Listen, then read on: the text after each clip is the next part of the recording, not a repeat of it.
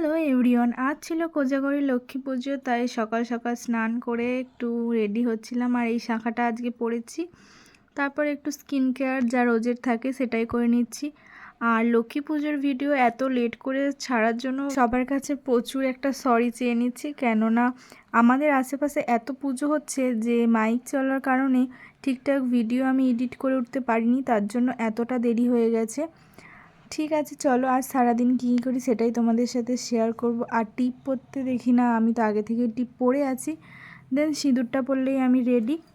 তারপর যাব আলপনা দিতে, যেটা লক্ষ্মী পুজোর মোস্ট পার্ট, বাড়িতে আলপনা দেওয়া। আর আমি আলপনা দিতে খুবই ভালোবাসি, ছোটোবেলা থেকে আমি আলপনা দিও মোটামুটি, আর খুব পছন্দও করি দিতে। প্রথমেই তো আমি এই ঠাকুরতলাটায় আলপনা দিচ্ছিলাম, কেমন হয়েছে তোমরা কমেন্ট করে জানাবে।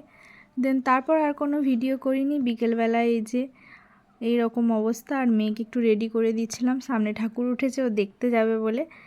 তারপর সন্ধ্যাবেলায় পুজো টুজো হয়ে গিয়েছিল, সেই ভিডিও করা হয়নি, খুব তাড়াহুড়োর মধ্যে পুজো হয়েছে। আর এই বেরিয়ে পড়েছিলাম একটু ঠাকুর দেখতে।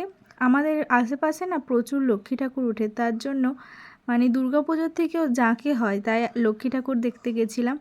প্রায় অনেকগুলো ঠাকুর দেখেছিলাম, আর এত সুন্দর সুন্দর প্যান্ডেল আর ঠাকুর, যেগুলো মানে তোমরা না দেখলে বুঝতেই পারবে না যেগুলো লক্ষ্মী পুজোর প্যান্ডেল না দুর্গা পুজোর।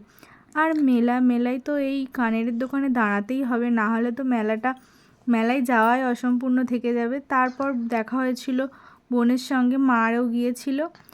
আর তারপরে একটু সবাই মিলে আইসক্রিমও খেয়ে নিলাম, আইসক্রিমটা মোটামুটি ছিল।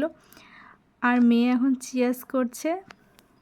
আর আমাদের বাড়িতে লক্ষ্মী পুজো এমনি নর্মাল যে লক্ষ্মী ঠাকুর থাকে বাড়িতে সেটাই পুজো করা হয়, এমনি কোনো মূর্তি ঠাকুর কিনে এনে না। তারপর বাড়ি চলে আসি, আর এটা আমাদের বাড়ির সামনের ঠাকুরটা, তখন পুজো হয়ে গিয়েছিল ঠাকুর।